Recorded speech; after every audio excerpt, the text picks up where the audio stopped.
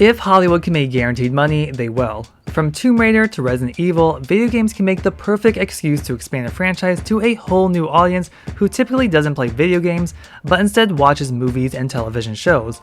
Plus, if game companies can have a new reason to sell a few more games, they'll take it. Today, even Sony has been pushing this concept through PlayStation productions, adapting their iconic PlayStation exclusives into big budget film and television productions with the likes of Uncharted and The Last of Us. But before this big push, there were a number of popular PlayStation exclusives that were meant to get their big Hollywood adaptation, but sadly never did. Infamous is about ordinary people who discover they have superpowers. It's a game about choices and how they will use those powers. Will they be the good hero and save the day, or will they turn evil and wreak havoc for the city?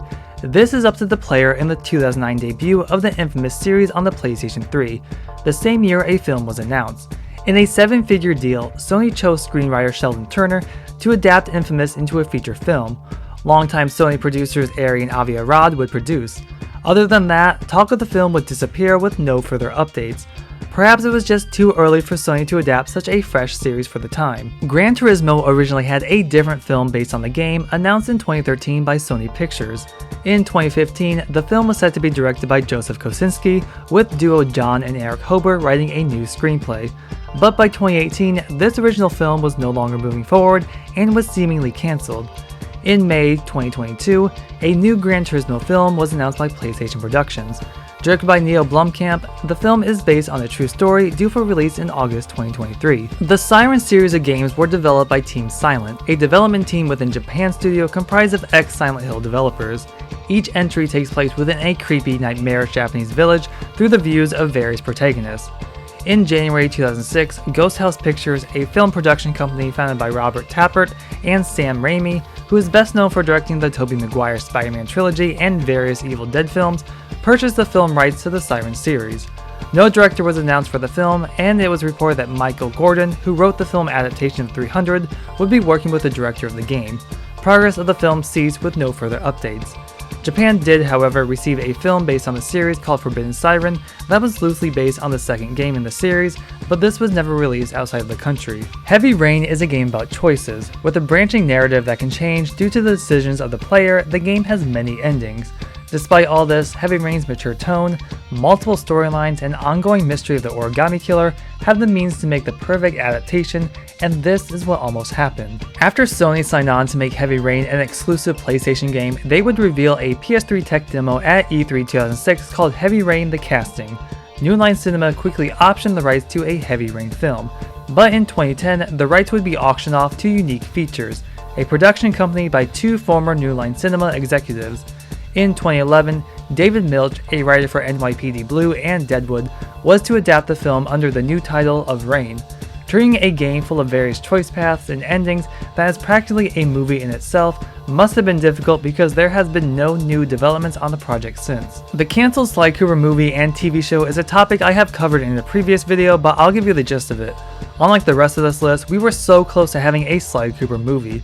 There was even a teaser trailer for it set for the movie to arrive in 2016, though this was later changed to coming soon. But since the 2016 Ratchet & Clank animated film bombed at the box office, grossing only $14.4 million on a $20 million budget, the Sly Cooper film was reevaluated. The film's animation studio Rainmaker later exited the project in 2017, and from the sound of it, there was little progress on the film itself. With the film scrapped, Sony announced a television series in 2017 in collaboration with Technicolor Animation Productions. The series would consist of 52 11-minute episodes, with half of the episodes set to premiere in October 2019 and the other half in July 2020. Despite the announcement of a television show, it never had a network or streaming service to premiere on, and its fate is currently unknown. 2016 saw the animated Ratchet & Clank film and, like I said, completely bombed on release. But it seems that didn't stop Sony from pursuing other ways to continue the franchise, or at least what was planned to follow the film. This time with what was likely a possible television show. I've gone over this topic in a previous video, but Ratchet & Clank Life of Pi is a short that mysteriously appeared exclusively on the streaming service Crave in Canada in 2021. But you can easily find the short on YouTube if you'd like to watch. From the credits, it looks like it was possibly made in 2019, and can be assumed that this was the pilot or episode of a Ratchet & Clank television show. Its animation quality is lower than that of the movie, and is also created by the same studio that did the film. Sony going in a different direction with their later established PlayStation productions could have changed all of this or the outcome of the film itself. Really, Ratchet & Clank Life of Pi is a gigantic mystery. Shadow of the Colossus is regarded as one of the best games of all time. In April 2009, reports came out that Sony Pictures were planning on adapting Shadow of the Colossus into a film with Fumito Ueda, the creator of the game, involved. Kevin Meisher was negotiated to produce, and in 2010, Meisher said that if Shadow of the Colossus was a success, chances are a film based on Ico would follow. In May 2012, Josh Trank was attached to direct the film, with Seth Lockhead set to write the film. However, the last news to be said about the film was in September 2014, where director Andrei Muschietti stepped into the role of director after Josh Trank dropped out due to scheduling conflicts. Twisted Metal is the king of car combat games. In a competition to win a wish from the mysterious Calypso, cities become battlegrounds as opponents duke it out to get what they desire most. It's a series stable in PlayStation's long history and was set to receive a movie of its very own. In February 2012, the same month the Twisted Metal reboot hit the PlayStation 3, Sony Pictures hired Brian Taylor to write and direct the film through a 7-figure deal with Avi Arad to produce. But that was the last anyone heard of the film for years. 5 years later, in 2017, Brian Taylor revealed more about the Twisted Metal movie in an interview with Collider, including its cancellation. There's a lot that went wrong getting the film together. Taylor said the film needed a budget of at least $50 million to do the film justice, but Sony just didn't see the Twisted Metal fanbase being as massive for that kind of money and thought $15 million would be a better number, despite this series being about endless carnage and the sets would have had to been huge. Likely from working with Nicolas Cage on 2012's Ghost Rider Spirit of Vengeance, Taylor had that actor in mind to play the iconic Sweet Tooth. Taylor compared the idea of the Twisted Metal film to that of Mad Max Fury Road before Fury Road ever came out, noting there were many similarities. But ultimately, it was the 2012 PlayStation 3 reboot that killed the movie.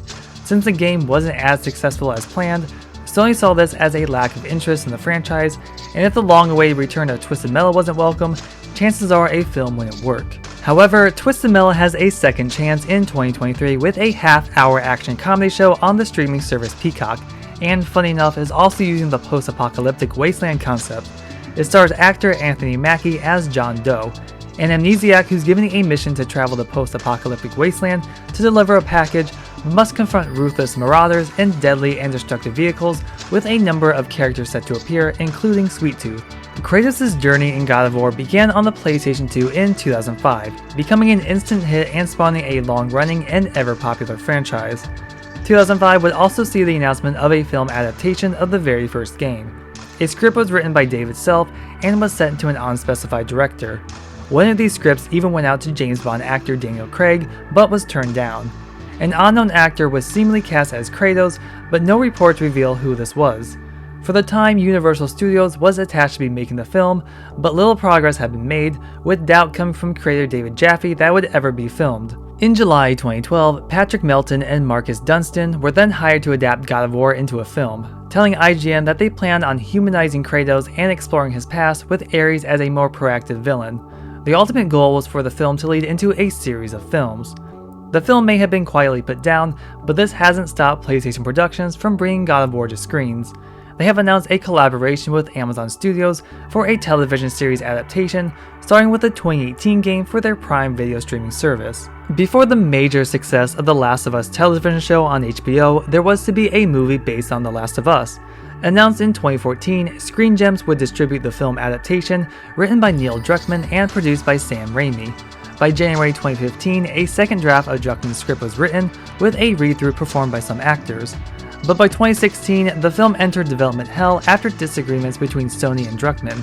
In any typical story of a major film studio's involvement, they wanted changes that didn't align with the source material. They wanted everything to be a blockbuster film with huge action set pieces, and this just didn't fit Druckmann's vision for a more close-up and personal indie approach. But everything works out in the end, and the HBO adaptation is considered to be one of the best video game adaptations out there, a ratings hit, and successful enough to continue into a second season. The Last of Us was set to have an animated 20-minute short film that served as a previously on recap for both newcomers and returning players in anticipation for The Last of Us Part 2. Rather than collecting a number of cutscenes from the original game, this short film by Odd Fellows had its own unique art style and would have retold the original story. Sony ultimately decided not to move forward on this project, and in early 2020, images from the cancelled short were discovered online. Maybe some of these iconic PlayStation games will get a second chance on the big and small screens. With PlayStation Productions, we can expect a lot more to come, and hopefully a number of these cancelled projects will be active once again. Personally, I would love to see a live-action film adaptation of Shadow of the Colossus, Ico, and The Last Guardian. Find the right director with a standout direction, and just like the games, those films could be artistic masterpieces. I'd also be down for a Heavy Rain television series. The concept of that game is perfect for a gripping episodic mystery on any streaming service. But let me know which cancelled adaptation you would like to have seen in the comments below. Please be sure to like and subscribe for future content. Thank you so much for watching, and I'll see you in the next video.